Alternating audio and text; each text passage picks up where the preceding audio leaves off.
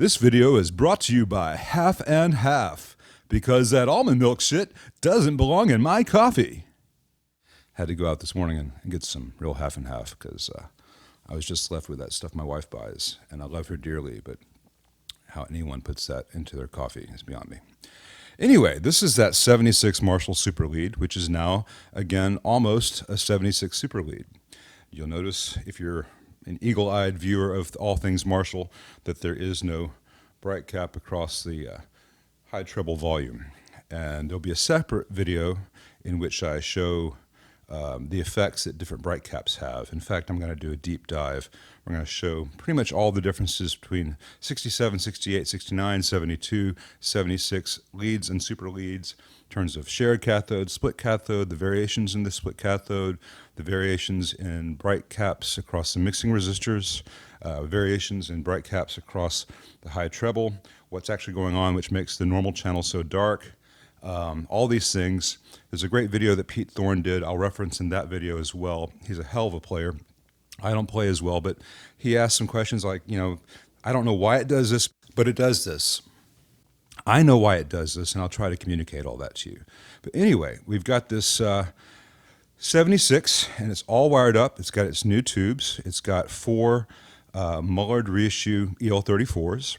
It's got 3 Mullard CV reissue, not original, CV4004s, which are a variant on the 12AX7 that do really well, in my experience, in Marshalls and Voxes.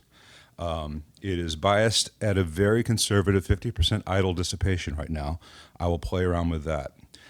Since you last saw this video, the changes were that I installed the tubes, I installed the master volume circuit, which is on 10 right now. The master volume circuit is, I'm not using shielded leads because common mode cancellation, see my previous videos, these wires, the 3 of them, the 2 grids and the negative bias wire, are all neatly twisted together. They have great noise rejection just because there are 2 signals out of phase with each other, and then that bias wire adds a bit of additional shielding. And because they're twisted like that, each wire supports the other. So this is actually a more roadworthy implementation, in my experience, than shielded cables, because then you've got to go to all kinds of cable ties and what's bearing the load, is it dripping across other things. So I've installed the tubes, I've installed the master volume, I tweaked the bias because it had the 22K there, which made it too cold. It's got a 27K, it's very happy there. I can go hotter than 55% easily. That's a good place to start. I moved the negative feedback tap after initial playing from the 8 ohm tap to the 4 ohm tap to give the amp less negative feedback. I think it sounds better that way. Down the road, I might play with the cathode value for the resistor on V1B for the high treble channel.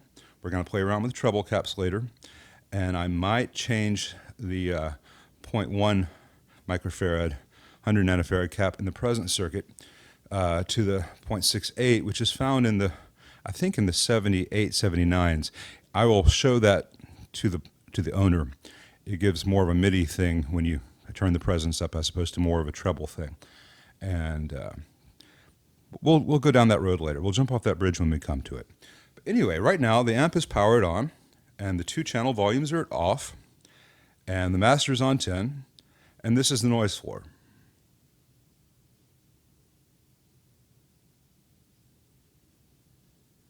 I think you can hear the air conditioner in the back, but you're not hearing any hum.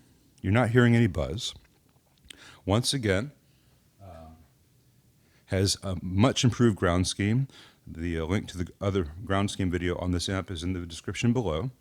All the grids are neatly dressed away from the heater wires. There is no buzz. There is no hum.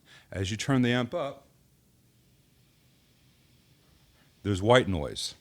That is normal. That is almost unavoidable. It will be slightly less when the amp is in its chassis, in its cabinet rather, versus here open on the bench, because it will have the shielding plate on top, which I'll show later, the difference. But I have the master right now on 10.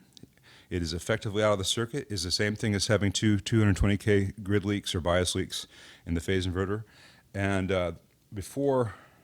one thing I want to point out, something I need to address in this amp before I go too much farther with it, but I'll do that off camera, is that with both channels off, if I plug into the high treble input, I can hear it.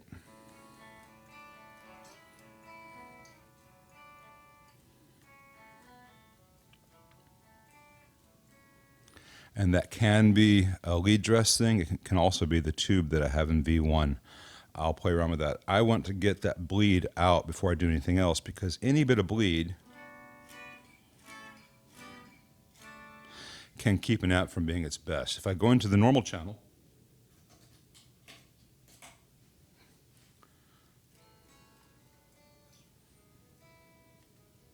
it's so faint as to be almost totally gone. So that's the goal. With nothing plugged in, this channel should sound like this channel.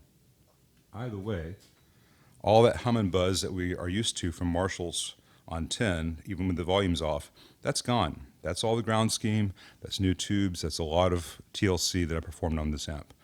Let's go back to the high treble channel. Got the volume about 9 o'clock. That's 3 for you Nigel fans out there. Treble middle bass at noon, and the presence is about 10 o'clock. And I'll show you the presence control, and I want to show you a thing I did on the mids. Now this is a Strat. Let's go neck middle on a Strat.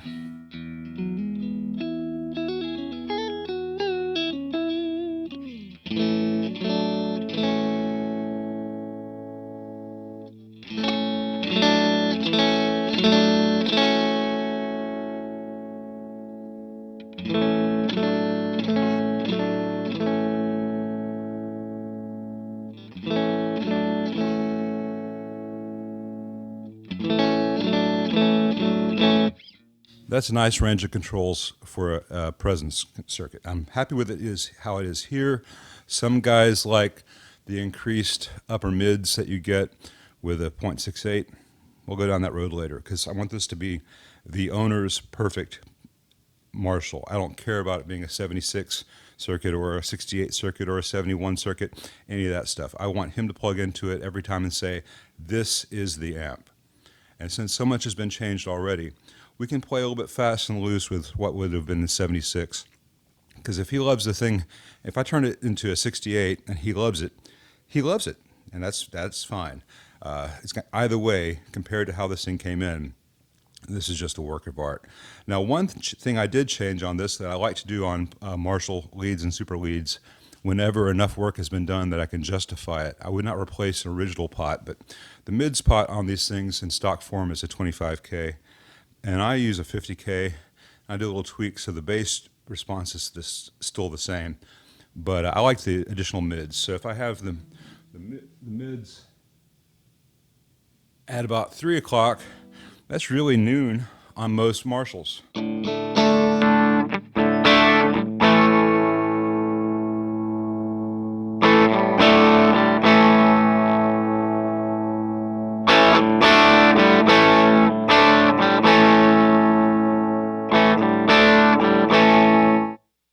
Now, that's a little bit subtle right now, but when this amp has got overdrive happening, which this amp will have a lot of overdrive happening in its future, that will really be a really nice control point, and I'll show that a bit later. This video is not going to have a ton of high volume, high gain stuff, because it's focusing on the noise floor issues. You can hear the white noise in the background. It's not so bad. I'm going to turn the channel volume up to half, again with the master at full.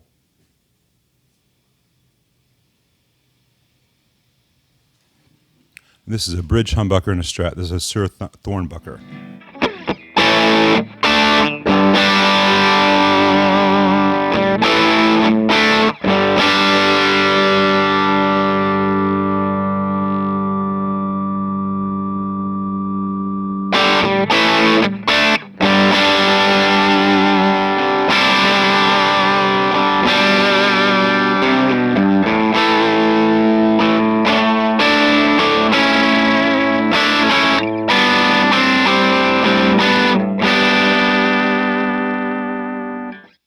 This is really super loud.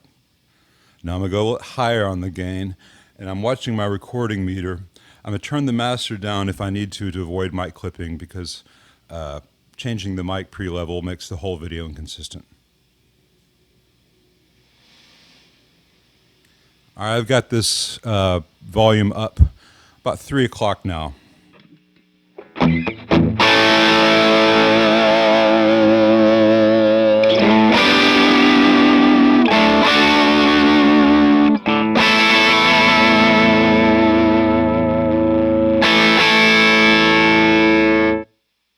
All right, for a short period of time, while my ears can take it, we're going to dime this thing. And again, this is just a single channel, it's not jumpered.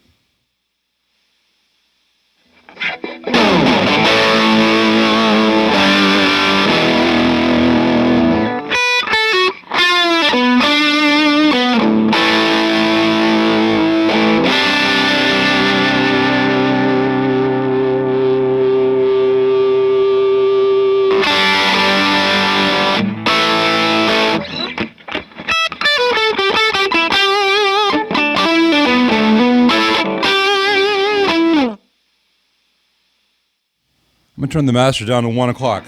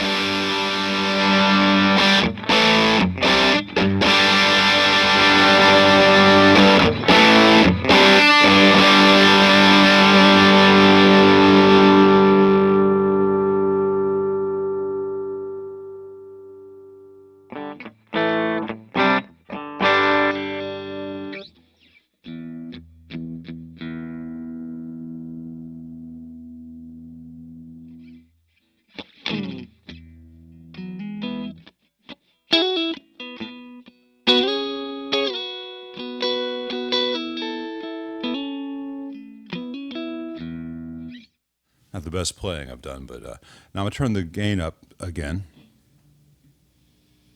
And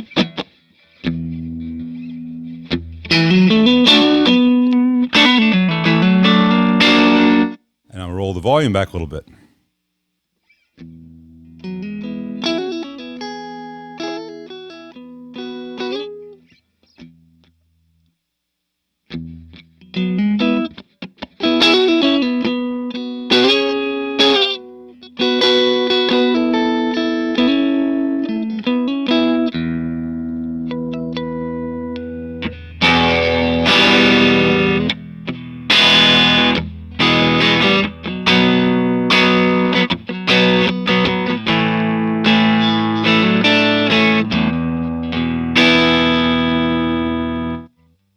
So very promising. Forgive the flubs in my playing there. Like I said, I had almond milk in my coffee this morning. The horror. Now, I think this amp is capable of a bit more gain than that. And part of that's going to depend on where we go with the treble caps and how they affect the overall gain structure. Part of it is going to be the amount of negative feedback the amp has. I think that can be tweaked a little bit more. And part of it is the V1B cathode, which is set to the 69 value. I think this amp might sound better with the 68. But I'm not going to make any changes to that for a little bit because I want to get a sense of where once the owner hears the treble cap video, where he wants things to be, I'll know more what he's looking for. He just said AC/DC, and that's cool. And it'll do AC/DC all day long, as it is now.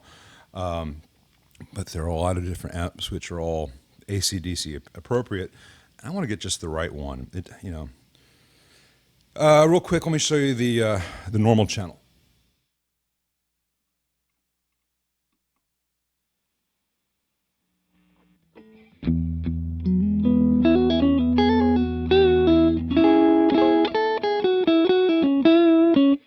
Notice at the lower volumes, though this is quite loud, it's a good bit darker.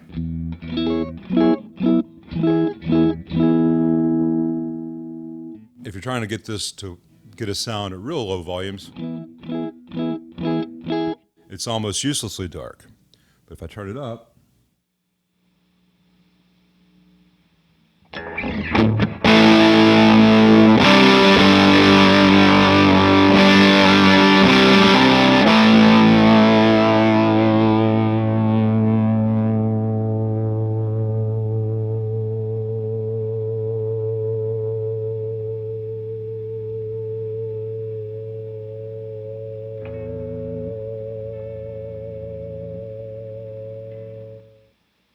So I think that is also very promising. And when I do the Bright Cap video, I don't know if I'm going to show the actual trick I do, but I'll let you hear the trick I do. I like to take away that darkness from that channel at the lower volumes without changing its sound at the higher volumes. And I find that it makes these kind of bright super leads, no matter where the Bright Cap ends up being, even if it's not there at all, but the high treble channel tends to be brighter. And I like to turn the normal channel into something that gives a little bit more of a think Red House or Allman Brothers kind of thing. Just makes the amp more versatile, so you don't have a knob sitting there doing nothing. But we'll get to that.